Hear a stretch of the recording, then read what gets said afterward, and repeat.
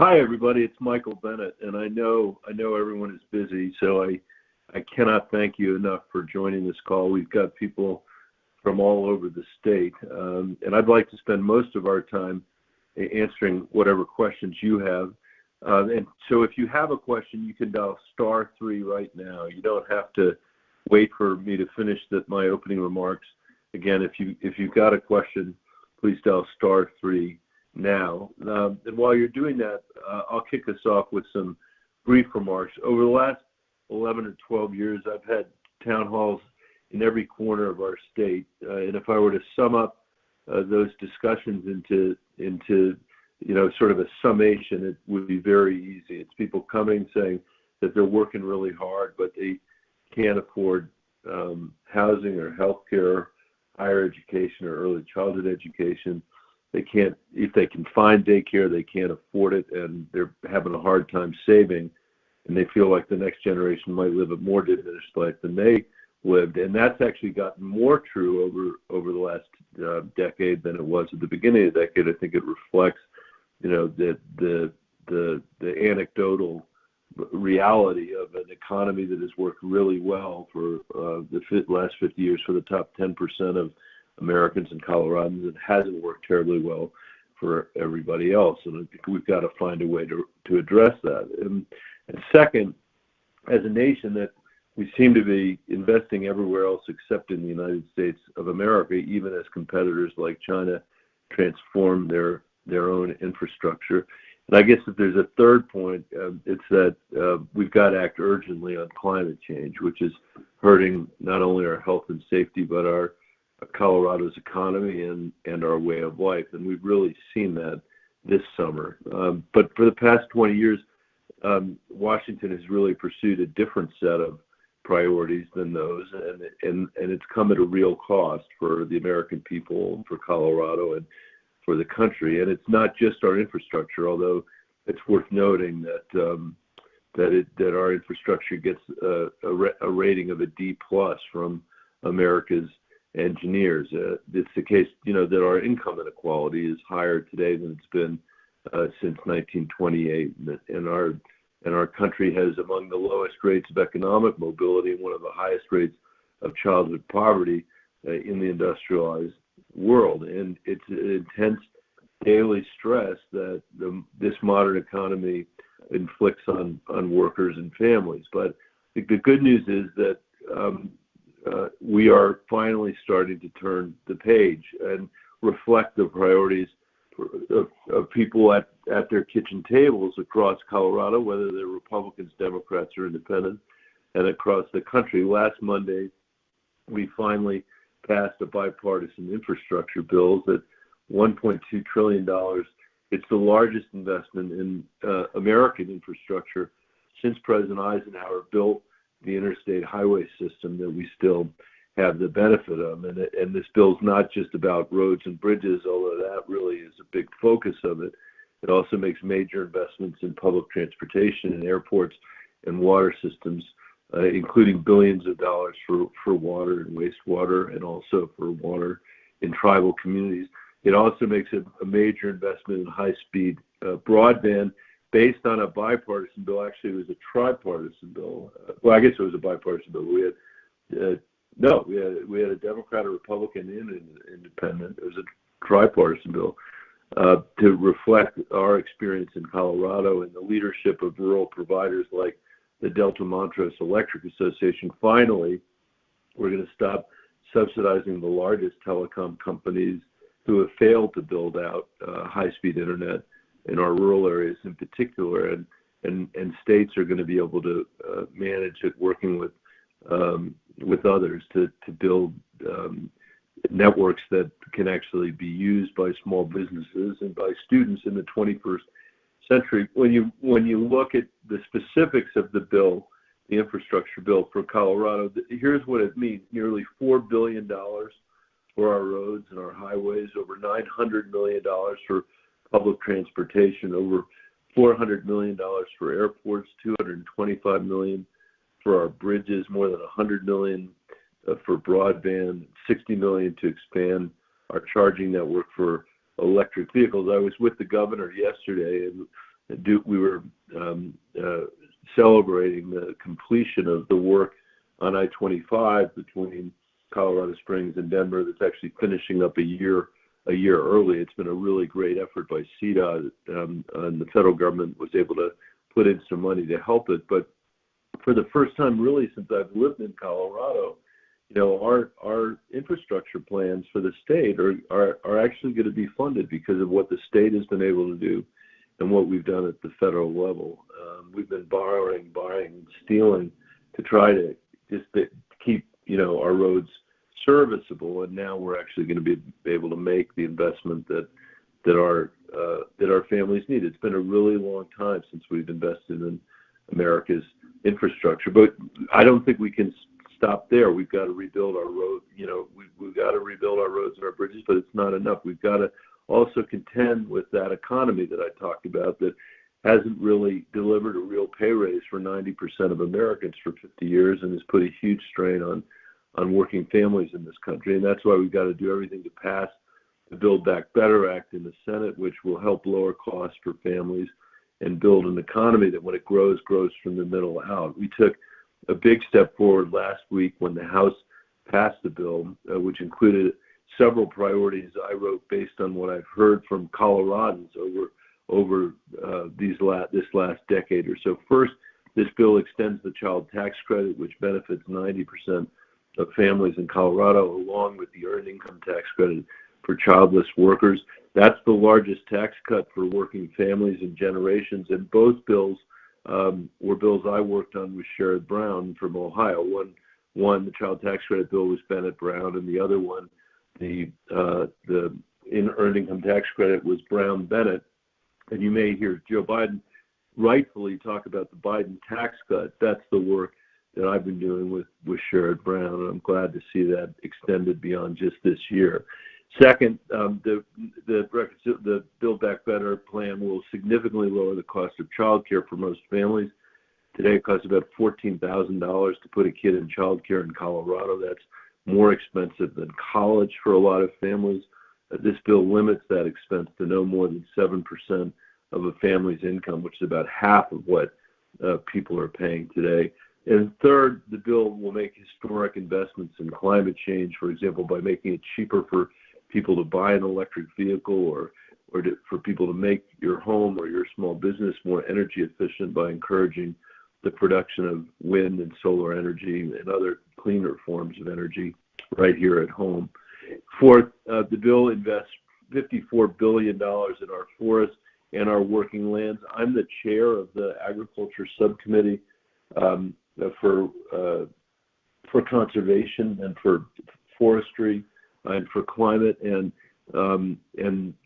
these conservation and forestry issues I've been working on for many years, and finally we're seeing it come to fruition this year, which is going to give our farmers and ranchers the opportunity to be able to engage in initiatives that are important to soil health, and then really importantly, we're going to be able to invest for the first time in a long time in our national forests to make sure we're protecting the watersheds at their source so that we can protect our farms and ranches and also every single community in Colorado who's downstream from the forests, rather than just waiting for these fires. We had 3 of the worst fires in the state's history just last year. So I'm really, really excited about that. I've been telling people in Colorado till I'm blue in the face. I'm in Washington till I'm blue in the face that forests are as important to our economy as the Lincoln Tunnel is to New York, maybe even more important. And we made our case.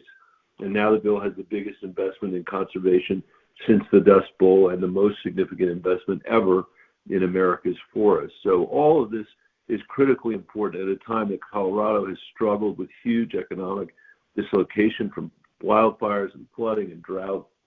And when Colorado's farmers and ranchers are fighting to hold on to farms that have been with them for generations, they all need us to act. And the American people, I think, need us to act. And for the first time in a long time, I'm glad to report that D.C. is really going to start, I think, to answer this call after generations. We're finally starting to invest again in our people and in our country. And I'm hopeful that after so many years when people felt, cynical or aggravated about what was going on in D.C., and for good reason in a lot of cases, that they can finally begin to see their families benefiting in the work that we're trying to do. So I'm heading into Thanksgiving feeling extremely grateful for the opportunity that is in front of us, and for everyone on the call whose persistence and engagement over the years is the reason that we've been able to make it this far. Now we got to get it over the finish line and make sure we implement it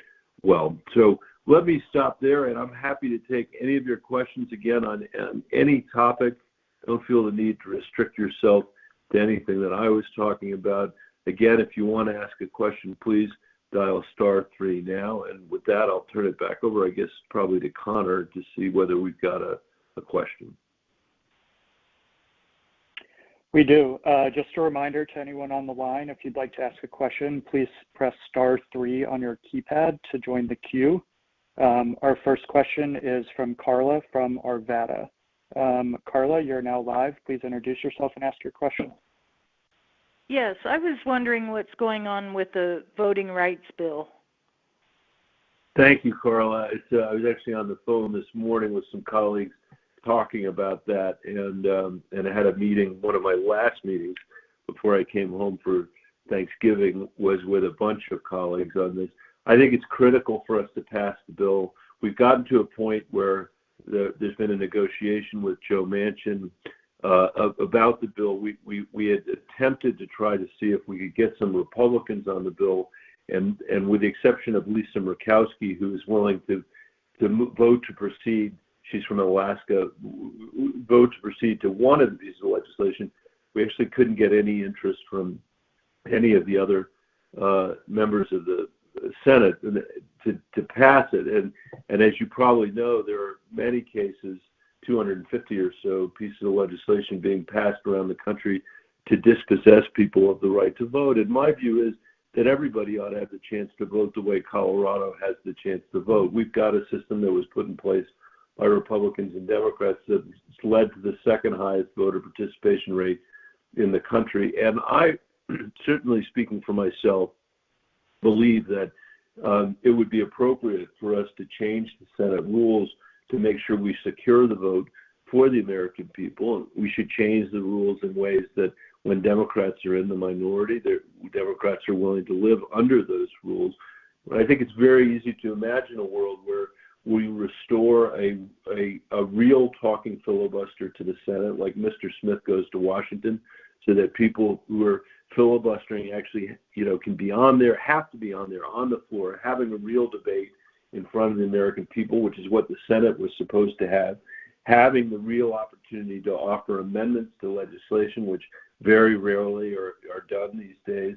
And then at the end of the day, allow 51 people to be able to make a decision, which I think is critical not only in the context of voting rights, but in the question of whether or not we're going to be able to, as a democracy, compete successfully with the rest of the world. I would be very happy to live under those rules in the minority, and I think that we have an obligation, as every generation of Americans has, to try to protect the right to vote for our citizens. So we are going to be pushing very hard between now and the end of the year to try to get a vote on the floor and to try to get it passed.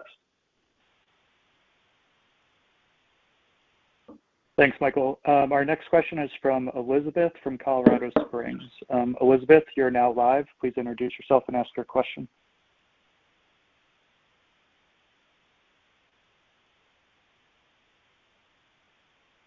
Elizabeth, are you there? Elizabeth, are you still there?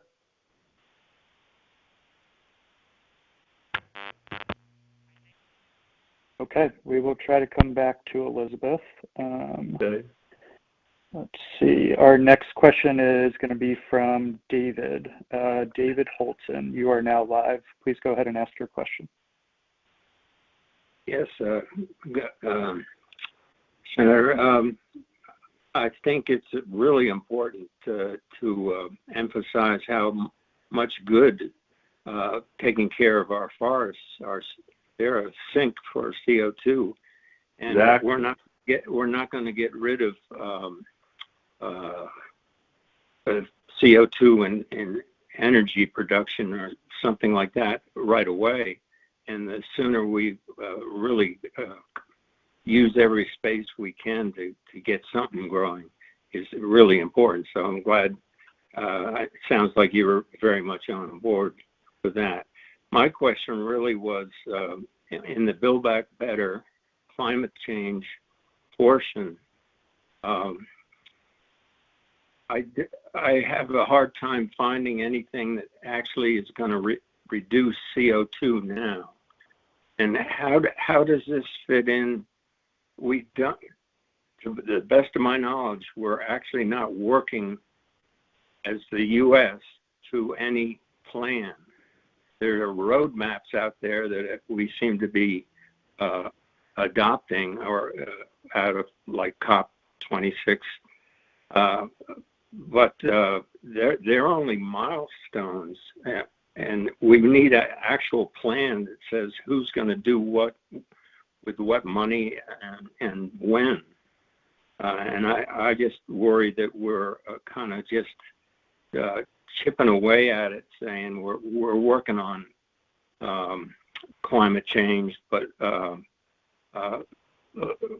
for instance, I've never seen anything that said we're going to actually achieve or build X amount of wind turbines and so on, and what effect it's going to have. Yeah. Well, David, I think you raise a really interesting point. First of all, I think that the details are not yet out on the Build Back Better bill because the negotiation is still going on, as you know, and I'm sure as everybody on this phone call knows. There's been some disagreement even within the Democratic caucus about some of this work, and we're still wrestling with the discussions with Joe Manchin from West Virginia about what might be possible. For example, I really wish that we were pricing carbon in this bill, and I think that's unlikely for us to do at this point. I wish we were putting a clean electricity standard in place, which would have the benefit of creating targets that would hopefully incentivize transition in the way that Excel, our utility that delivers electricity to so many people in Colorado, already is making a really substantial transition, which I'm grateful for, and I'm glad they're doing. That by and large, when there was some good bipartisan work done, modest work done on climate in the infrastructure bill. The key to what we're trying to do in the Build Back Better bill is to change the way our tax incentives work so that they're much more focused on renewables and clean energy than they are on fossil fuels, so that we can actually support, the build out of electric vehicles, but also the decarbonization of our power sector and of our industrial sector, which is going to be very hard, for this country to do, but it's going to be essential for us to do it. I was down in Pueblo not that long ago, cutting the ribbon on the new solar array that's helping to produce electricity for the steel mill that's down there. But there's more for us to do, and it's critical for us to innovate because, I don't want China to be the one that's dictating terms to the rest of the world about what clean energy ought to look like. We need to be making sure that we're doing it consistent with our values and innovating at the same time, and then exporting that innovation around the world so that poorer countries that can't afford to make the transition themselves, can also make the transition. Sometimes people say to me, it's pointless for us to do anything on climate because until China and India get their act together, we can't actually address climate on our own. And I think that ignores the fact that we actually, if we want to have some say over what the world looks like in the 21st century, we do have to lead on this, and we do have to harness our innovation, which I think that we can do by changing the tax code in the way we are in this bill, and then we've got to put that innovation in the hands of people all over the developing world who will not make the transition until they can do it with an understanding that their energy prices aren't going to skyrocket. So I'm with you in the sense that we have to, the urgency needs to be there. I mean, Colorado this summer, for much of the summer, people on the Front Range couldn't see the mountains because of the fires from California. There were day after day after day where there were health advisories because saying you couldn't go outside, you shouldn't if you had lung issues because of the fires in California.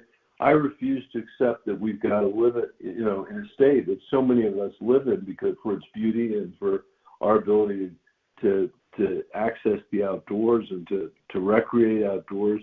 We've got to address climate change if we're going to have something to turn over to our kids and our grandkids that we're going to be proud of.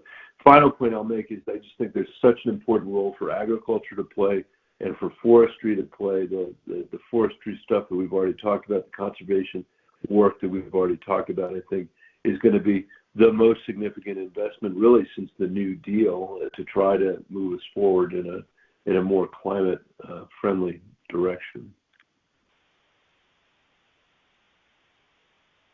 Thanks, Michael. Our next question is from Donald Montoya, who is watching the live stream and submitted his question online.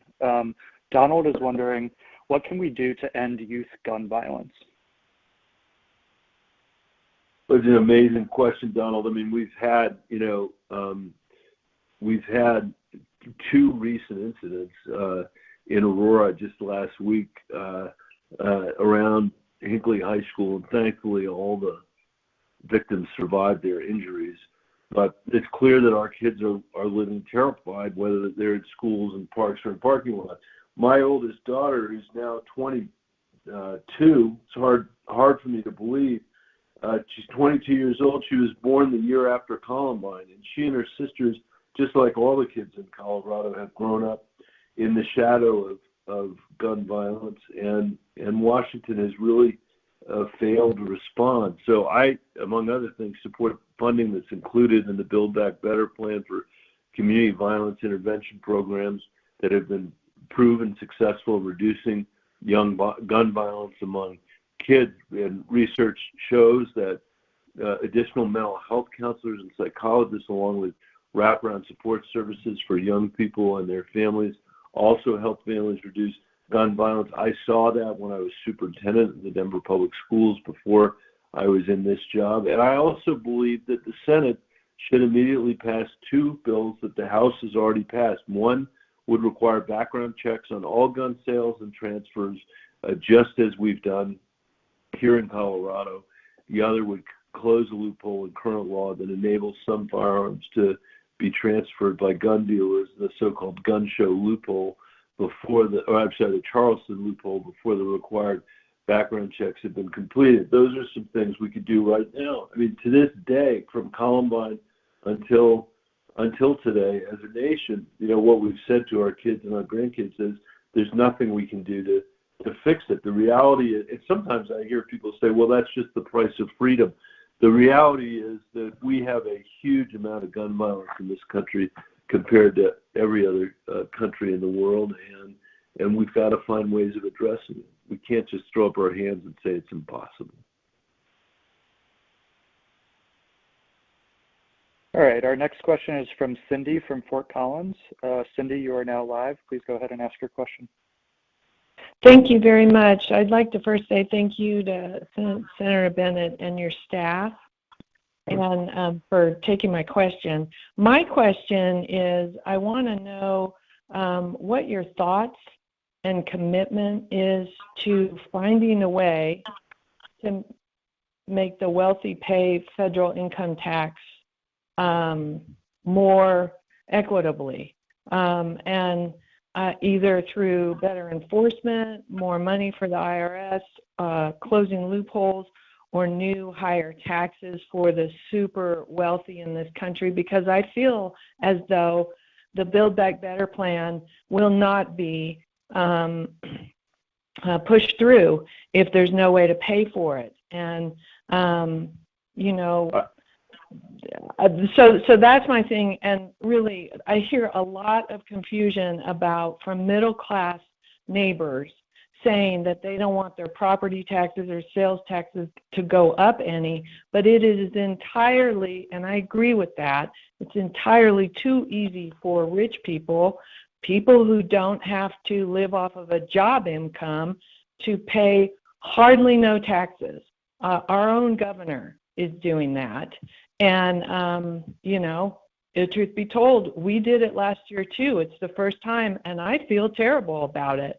And I don't know if we'll do it again, because it's not right. It's not right to live in this beautiful state and only pay property taxes. We live in a small house, so we don't pay a lot of property taxes. So that's not right. We didn't pay our fair share, and there's tons of people that are doing this. And what are your thoughts and commitment on that? Thank you. Cindy, thank you. First of all, let me say I strongly believe that the American people and people in Colorado, and again, our state is really almost a third Republican, a third Democratic, and a third Independent. People deeply believe that the tax code is rigged for the benefit of the wealthiest people in the country and for the largest corporations. And the reason they feel that way is that it's true. And it got a lot worse under Donald Trump. I'm just going to say this. I know there are Donald Trump supporters on the call, but I can show you the math. He said over and over again he was cutting taxes for middle-class people. The reality is 52% of his tax cut went to the top 5% of Americans. 24% of his tax cut went to the top 1% of Americans. Since 2001, his party has cut taxes for the wealthiest people in the country to the tune of almost $5 trillion. Just to give you a sense of that, the scale of that is, that's about the same amount of money that we spent fighting the wars in the Middle East and in Iraq and Afghanistan over 20 years. And at the same time, as I said earlier, we've had the worst income inequality that we've had since before the Great Depression. So to me, this is insane, and we got to stop it. And I think the best place to look would be to reverse the Trump tax cuts for the wealthiest Americans, take them back to where they were before he changed the tax code. And another piece of legislation that I've been working on with colleagues in the Senate, Angus King, who's an independent from Maine, and Elizabeth Warren, who's a Democrat from Massachusetts, would create an alternative minimum tax to make sure that the largest corporations in America pay at least 15%. Some of these companies that are, and when I say the largest, I'm talking about the 200 largest. Some of them don't pay any taxes at all, and they should. Amazon should, and other companies should. I also think, to your point about people being able to live their lives without borrowing, without paying any taxes, you look at folks, that are billionaires in this country who basically finance their entire lives by borrowing against their stock, and they borrow money to do it. They don't have any incomes that's charged for taxation purposes. They very rarely pay any sort of tax when they die. And this country just is not supposed to be about passing generational wealth from one billionaire to the next in our society. It's just not the way it's supposed to work. And so I think we do have the opportunity in this Build Back Better plan to make improvements. I mean, I'm having an argument still with Chuck Schumer, who's in my own party, because he's trying to restore something called the state and local tax deduction for that really benefits wealthy people on the East Coast and West Coast, and I just don't see why Colorado working people should be subsidizing that at all, especially when 86% of it goes to the top 5% of Americans. So it is within our ability to write a tax code that's fair and that treats everybody with fairness, and then make sure we start to pay our bills. It's been a long time since we've had a code like that in America, but I'm fighting hard for one. And I will also mention again that this tax cut for working people from for Bennet Brown and Brown Bennet, the child tax credit work and the earned income tax credit work, is finally a significant tax cut for working people and for middle class families after decades and decades of cutting taxes, really only for the wealthiest people in the country. And I think that's also a big step forward. Our next question is from Andrea from Denver. Andrea, you're now live. Please go ahead and ask your question.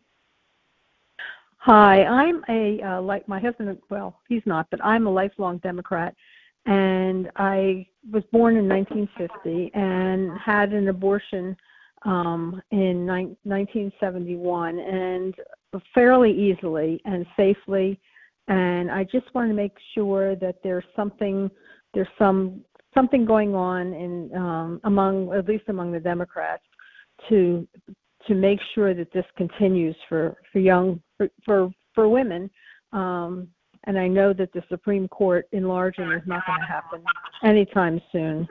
So I just want to make sure that especially the Democrats have some sort of plan for that, and also gun control is, which I hadn't thought of before I got on. I was surprised I got called. Gun control is just ridiculous. I mean, and this has been going on for too long. And the NRA I thought was bankrupt, and now it seems to be back again. And I just cannot understand why things are going backwards instead of going forward. I mean, everybody seems to be pussyfooting around these Republican, the obstacles. And I don't understand. I guess I don't understand government as well as I should, but I know that there's got to be some kind of pressure or some kind of right, way to get gun control and abortion, under control here, because it just seems like everything is just going back 40 years. Nothing seems to be moving ahead. Let me ask you a question, Andrea. Do you remember that old cartoon that used to come on Saturday mornings about? It was a Schoolhouse Rock cartoon about how a bill becomes a law. Do you remember that? No. No. Anyway, that's a lot of people my generation. I was born a little bit later than you were. That's what a lot of us saw, and I think that's what people ought to be able to believe about their government, that it kind of is working in their interest, and that we're facing up to hard issues. And unfortunately, there are a lot of ways in which the rules don't really allow us, or the rules, get in the way of our doing that. Special interests get in the way of our doing it, and it shouldn't. We can't accept it. If we want democracy to survive and thrive in the 21st century, we have to update it. And that's another reason, frankly, why I think that we should change the rules in the Senate. I was talking about this earlier in the context of voting, but nobody in America knows where any senator stands on background checks for guns, just to take that example, because every time that comes up, it's filibustered by Mitch McConnell. He doesn't even have to leave his office to do the filibuster. What? That's not the way this government's supposed to work. We ought to have a vote. People ought to know. They have a right to know, where I stand on background checks, or where John Hickenlooper or Cory Gardner or whoever it is who happens to be there stands on background checks. Same is true of Roe versus Wade. We had the same kind of bill, votes not taken as a result of that. We've got to try to protect a woman's right to choose. The Texas law that has passed, and now there's several other states that are working to pass copycat laws, has created a vigilante system where citizens are being asked to basically, rat out their fellow citizens about whether or not they're accessing, reproductive health services or abortion. And that is not, by the way, that's just a trick to try to say that it's not the government that's taking away people's right to choose. It's fellow citizens that are taking away the right to choose. It's hard for me to imagine that in the end, the Supreme Court, would uphold it, but I don't know. With the majority that we have on there now, they might very well do it, which is why we should pass the Women's Health Protection Act in Washington, which is supported by the vast majority of people in this country, that would basically codify Roe versus Wade in statute so that we could sort of move past this constitutional argument. So I think, let me just finish by saying that it is really important for our country to strengthen our democracy in all kinds of ways. By making it easier for people to vote, like the way we've done in Colorado, completely fraud-free, but everybody can vote, and to the rules in the Senate to make sure that we can actually have these votes so the American people can hold us accountable. And just as important as that, so we can compete effectively with China and other societies across the country that are not organized as democracies. China believes we're going to fail. China believes democracy is a failure. That's what they're telling everybody in the wake of the invasion of the U.S. Capitol on January 6th. I was there. That's what they're telling everybody. And every time we sit down at the negotiating table, that's what they say. Well, one way of curing what ails us is fixing those rules in the Senate to make sure we can actually make decisions to move the country and the democracy forward in a way that's consistent with the American people, the American people's views of the world. All right, our next question is from John from Boulder. John, you're now live. Please go ahead and ask your question. Great. Thank you. Thank you, Senator, for taking the time. This is a great forum. I appreciate it. Thanks, John. Thanks. So as a lifelong Democrat, I'm struck by the administration's inability to deal with the lawlessness down on the southern border, which is a crisis from California to Mexico, from what I can see. And we see nothing but platitudes, and I don't even want to characterize it. It speaks for itself. But what are you doing about that to drive the message home that we've got to have a fix for that? That's a national security problem. That's not like a political debate. Like, we've got tens of thousands of people streaming over the border. It's a crisis. Yeah, well, so first of all, John, I was part of the Gang of Eight in 2013 that wrote the comprehensive immigration bill in the Senate. And you may remember that bill, which got 68 votes in the Senate, had a pathway to citizenship for the 11 million undocumented people that were here. And it had, a DREAM Act for the dreamers that are here, that have known only this country as their own, and billions and tens of billions of dollars in border security. And unfortunately, the Tea Party in the House of Representatives did not allow that bill to pass. And as I said, it got 68 votes in the Senate. We spent in that bill more money on border security than Donald Trump spent, on his wall. But it wasn't a medieval wall. It was 21st century security that could allow us to see everybody that's coming over the border, allow us to be able to have the facilities in place needed to adjudicate the cases that come in, allowed us to make our ports of entry more efficient so that we could have the kind of trade with Mexico that would benefit Mexico and ourselves. And I stand by that bill and those votes, and we've got to find a way to get back there. Unfortunately, right now, there's not much appetite in Washington, certainly on the part of the national Republicans, to fix this. Although I'll say the work on that we did in 2013, when you poll and ask people what they want out of immigration reform, it still basically reflects the work that we did back in 2013. In the meantime, I'm working with Mike Crapo, who's a Republican from Idaho, to try to make much needed reforms to our immigration system for agricultural producers and for farm workers, to bring just a shred of certainty to the country's agricultural industry. And we got to get back to a place where we can talk about both the security at the border and how we make our immigration system work. Historically, we've been a nation of laws and a nation of immigrants. And because, as you pointed out, immigration has gotten so politicized, it's been difficult for us to get back there, and I hope we will.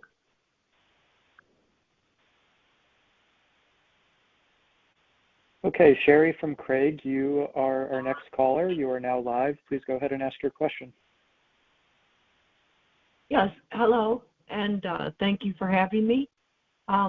I'm up here in Craig, Colorado, which is the northwest corner, and there is major coal industry in this area. They, I know, have plans on shutting down all the coal, but the people up here are wondering what's next for them. I've heard a lot of people say that they're giving up and they're not buying houses, and the production, once it stops, it's going to stop the income in this area. I didn't know if there was any plans to do anything with the coal industry here to transition it to solar or wind. And also another question is, on the wind turbines, that are they produced in Colorado, and are the blades recyclable, and we're not just filling up landfills with unrecyclable material from the wind turbine blade? It's such a, let me take the last point first because it's such a good one. Yes, a number of the components are made in the state of Colorado and assembled in the state of Colorado, and there are a lot of small suppliers that feed into that supply chain, which are good-paying jobs and good jobs in our state. You are right. I don't think we do have a good plan yet for how to recycle these blades as they come out of service, and that's something that we've got to figure out as a nation. And our private sector, I think, is a very important piece of work to do, with hopefully some incentives from the federal government to do to achieve the kind of recycling you're talking about. Because if you don't think that stuff through, you can create a lot of unintended consequences, just like, you know, the extraction of rare earth minerals can create unintended consequences for solar panels, for example. So I think these are really important points. And Sherry, I've spent a lot of time in Craig in Northwest Colorado over the last, more than a decade that I've been in the Senate, and a lot of my work in the climate area I refer to as the Craig, Colorado Project, because we have to figure out how communities like Craig, and in particular Craig and Moffett County, and Meeker and places that have relied for years on significant revenue from fossil fuels, to have them be able to continue as we make this transition as a nation. When it comes to free trade, for example, for years we said it was going to benefit everybody in the country, but it didn't benefit everybody. It benefited the country as a whole, and it benefited a lot of people, but there were other places that were left completely behind. I think we need to learn from that, make sure that we don't do that. And in a number of regions, like, places are facing imminent coal plant and mine closures. I was just in Northwest Colorado in August meeting with leadership from all over all over that part of the state, looking to the future to identify new sources of energy and economic opportunities. And I'm working with the leadership in that part of the state to do that. I think we've got a fundamental obligation to make sure that we are assisting communities through this transition, the energy workers that have powered our economy for decades, and communities, again, that have relied on revenue from fossil fuel extraction. You mentioned, folks wondering whether they should buy a house or not. Some of the concern is that, if we don't work together to figure this out, you could see, a community like Craig lose half its tax revenue overnight, virtually, if there's not a thoughtful approach to bring communities along and provide new and diverse opportunities in the clean energy economy. So I think that the efforts in the bipartisan infrastructure bill and in the money that we've got in the Build Back Better proposal that's coming next, the work that we're trying to do on the Agriculture Committee to create major investments to support rural communities in the transition from fossil fuels.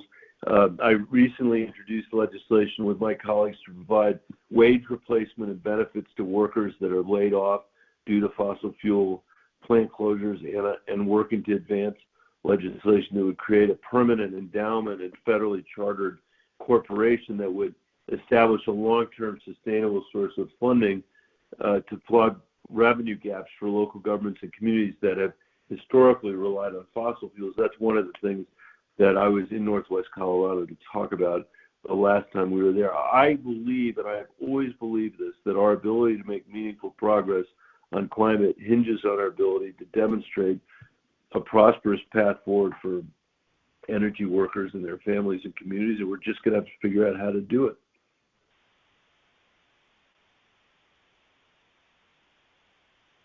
Okay, we're coming to the end of the hour, so we're going to take 2 more questions here. Thank you again to everyone who joined with us today. I know there are a lot of questions that we were not able to get to. Please be assured that our office will follow up with anybody who left a question through the interface. And if there's any time you need to contact our office, you can reach our Denver office at 303-455-7600 or at our website, bennet.senate.gov. Anne from Grand Junction, you're our next caller. You're now live. Please go ahead and ask your question.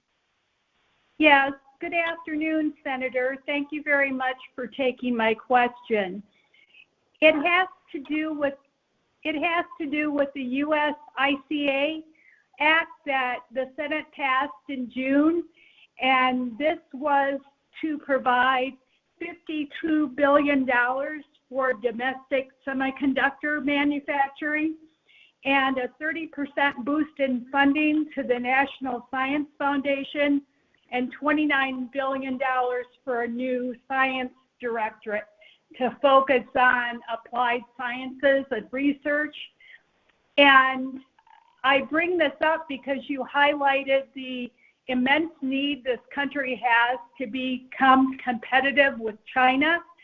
I attended a Washington Post podcast with Commerce Secretary Gina Raimondo and the gentleman senator who co-sponsored this bill, the senator from Indiana, I forget his name.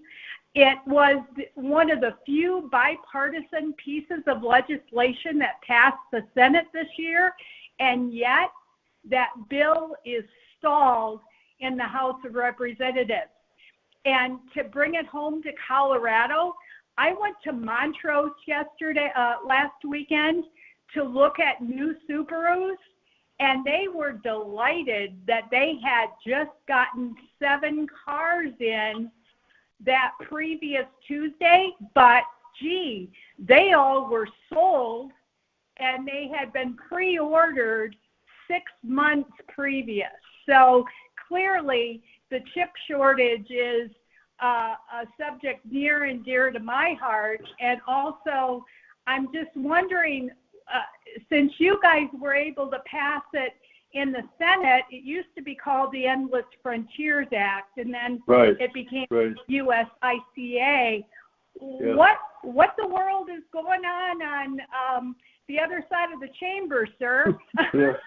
Yeah. I mean, usually in fairness to the House, usually it's the Senate that's the problem, not the House that's the problem. But you're right on this Endless Frontiers bill. We did pass it to the Senate. By the way, the senator from Indiana is a guy who's a friend of mine, a Republican named Todd Young, who's a very good guy and did a very good job on the bill. And just so everybody knows why it's so critical, I mean, Ann pointed it out, 85% of the semiconductors that we use in this world are produced in Taiwan, which is just off the coast of China, and it's a national security risk for us. It does go from Subarus for sure, but it goes all the way to every fighter jet that we fly as a nation. We need to make sure that we're producing that stuff here, or that our allies are producing that stuff, closer to home. We have, I think, done a disservice over many decades where we have privileged people that have wanted to make stuff as cheaply as possible in China. Now I'm talking about mainland China now, not Taiwan, as cheaply as they can in mainland China, instead of privileging other parts of our economy, like our national security, like our intellectual property, and like our ability to have a supply chain that we can rely on. When you think about the transition, for example, that we're about to have to electric vehicles, there's a real question, about whether we're going to build those here or whether China is going to build all those, and I think we should build those here. So that's what this bill is all about. It was a bipartisan bill, and just as I was leaving Washington last week, Senator McConnell and Speaker Pelosi have came to a deal on the bill, and so hopefully we're going to see it pass by the end of this year. It's got another very important provision in it to make sure that the United States doesn't have to be dependent on China for the transition to 5G networks. And so this is, look, what makes me really enthusiastic about this is, it is a bipartisan reflection that people believe that we need to create an economy again in this country that, produces things again in the United States, and where there are supply chains here that we can rely on, and there are decent paying jobs that you can actually support a family on, and that creates an opportunity for us to be creative in the way we think about our economy. And I frankly move past the policies of the Clintons and the Bushes and the Obamas and the Trumps into a new set of policies that's going to more broadly support economic growth and wage growth across the country, which this country desperately needs, in my view. Okay, and our last question is from Jennifer from Pueblo. Jennifer, you're now live. Please go ahead and ask your question. Yes, I would like to know why the Democrats who support so many issues that benefit the middle class, why they don't go on Fox and present those issues to that audience, because it would it might give some hope to those people, because the Republicans don't have really any agenda except for they just don't seem to have an agenda for helping the middle class. And so, Jennifer, the question is why don't we go on Fox News to talk about it? I think we should, and sometimes I do. We've got a big difficulty in the country right now with the cable television news dividing people and social media dividing people, and there's an echo chamber where people very often don't have the opportunity to hear from people, who aren't in the same party, or where there's not an assumption that somehow there's going to be an agreement or a disagreement. I mean, I think it's important for all of us to take a deep breath and remember, first of all, that this country was not created on the proposition that we would all agree with each other. That is not what the founders were thinking. What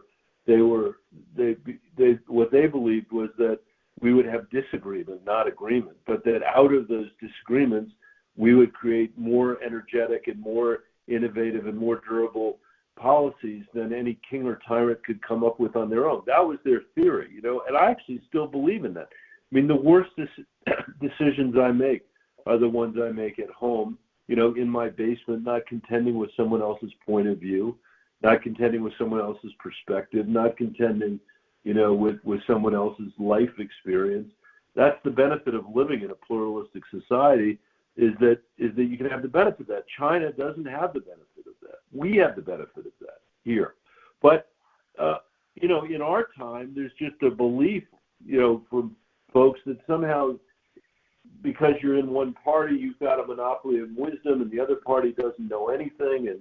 And we find ourselves kind of manufacturing cartoons about each other. I would love to make the case, and I will make the case, in the bills that we're passing right now, and if we end up changing the rules of the Senate so that it works better in every part of our state, blue, red, and in between. I mean, that's the beauty of representing Colorado, because everybody lives here, and I know that the policies that I support, I've got to be able to defend in places, where people don't necessarily vote for me. And I think when it comes to tax policy, just as an example, I think that these tax cuts that Joe Biden is creating for working people are the most significant tax cuts working people have had in generations, and stand in stark contrast to, the Trump tax cut, 52% of which went to the richest people in the country. That's one example. I think that the work that we're trying to do in childcare and early education to try to make that less expensive for families in our state that are struggling to pay for it. I mean, think about this: the Build Back Better budget is going to enable Colorado to provide access to childcare for more than 342,000 kids between the ages of birth to 5, and from families that are earning under 2.5 times the state median income, which is about $250,000 for a family of 4. I mean, these families are not going to have to pay more than 7% of their income for high quality child care. We're going to expand preschool to more than 91,000 additional 3 and 4 year olds.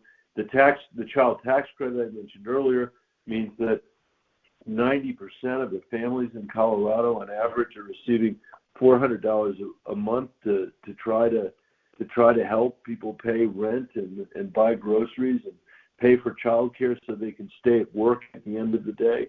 I mean, there are people that have go to Washington and their commitment is an ideological commitment to basically dismantle the federal government. Kind of the way the Tea Party believed in it, or Sarah Palin believed in it, or I suppose some of the people that showed up on January 6th maybe thought about it. I don't think that's most Republicans, Democrats, and independents in this country. I think most people want to make sure that we turn a healthy democracy over to the next generation of Americans, and an economy that, when it grows for everybody, not just the people at the very top. Now, I'll finish just by saying one of the things that's really created an issue for the country is that when people see their wages are flat and they can't afford stuff like housing or healthcare or higher ed or early childhood, they feel like their family, their kids are going to live a worse life maybe than they're living. People start to give up on the idea that, that this democracy can provide opportunity. And that's when democracies fail, because people show up and they say, the democracy is not working. It can't deliver opportunity. You should follow, a strong man or in a different direction.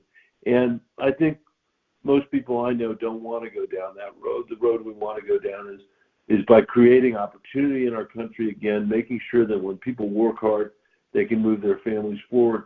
That, I think, fundamentally can help us strengthen this democracy, including with the voting reforms that we were talking about earlier. So I've taken too much of everybody's time. We're now past 1 o'clock, and people, I know you got to get on with your afternoon, but I want to say thank you for caring about our democracy. Thank you for being on the call and for giving me the privilege to represent all of you in the Senate. And please, you don't have to wait for these calls to reach out to me or to my staff. My staff does a lot of the hard work, from immigration to healthcare to small business loans, and they can be reached at 303-455-7600. That's 303-455-7600. That is the number from my Denver office, and we look forward to talking to everybody soon, and I hope we'll all be able to see each other in person one of these days soon. I guess I'll sign off by saying, if you have not had a vaccine, please go get your vaccine so we can keep our schools open and we can keep our businesses open. Thank you, everybody, for being here today, and we'll talk soon. Bye.